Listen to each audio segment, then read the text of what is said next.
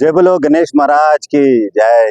ఈ రోజు ఈ వీడియో పెట్టడానికి ముఖ్య కారణం ఏంటంటే ఇప్పుడు గణేష్ నవరాత్రి ఉత్సవాలు వస్తున్నాయి.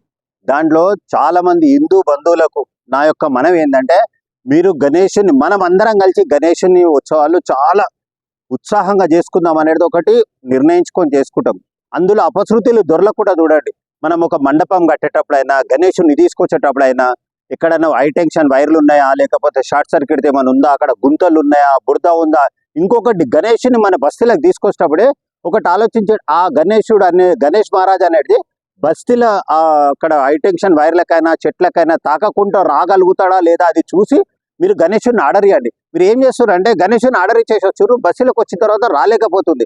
నిన్న మా అంబర్పేటనే ఒక గణేష్ మహారాజ్ ఒక 2 గంటల సేపు ఒక 1/2 కిలోమీటర్ పోవడానికి 2 గంటలు పట్టింది. అక్కడ ఉన్న వైర్లు తెంపేయడం, చెట్లు కొట్టేయడం చాలా ఇబ్బంది కలుగుతుంది.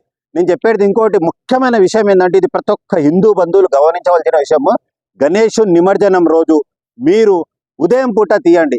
మీరు మీ ఉత్సాహం కొరకు మీరేదో ఎంజాయ్ చేయడానికి తాగి తందనాలు ఆడడానికి గణేషుని పెడతలేరు. మన హిందూ సాంప్రదాయాన్ని కాపాడుతందుకు మనం గణేషుని పెడుతున్నాం. కాబట్టి మా హిందూ బంధువులందరికీ కూడా నా యొక్క మనం ఏంటంటే గణేష్ మహారాజ్ పొద్దుగాలు తీసారు అనుకో, అక్కడ చుట్టుపక్క వాళ్ళు మనం జులూస్ తీసినప్పుడు చుట్టుపక్క వాళ్ళు చూసి ఎంజాయ్ చేస్తారు. నువ్వు రాత్రి 11-12 గంటలకు తీస్తే హార్ట్ పేషెంట్ పండుకుంటాడు. ఆ డీజే సప్పుడుకో, ఆ డోల్ సప్పుడుకో అని నిద్ర ఉండదు. మనము ఉత్సాహంగా ఎంజాయ్ చేయడానికి తీసి పక్కోళ్ళకి ఇబ్బంది కలిగించదు. అది గణేష్ మహారాజుకు కూడా నచ్చదు. హిందూ బంధువులకు నా మనవి ఒకటే, మనము గణేష్ ఉత్సవాన్ని పక్కోళ్ళకి ఇబ్బంది కలగకుండా మనం చేద్దాం. శాంతియుతంగా గణేష్ మహారాజ్ని పెడదాము, శాంతియుతంగా నిమజ్జనం చేద్దాం. మీరు ఎక్కడ గొడవలు చేయకండి. ఇంకోటి ముఖ్యంగా తాగి మాత్రం గణేష్ నిమజ్జనం రోజు మీరు తీసుకొని రాకండి గణేష్ని.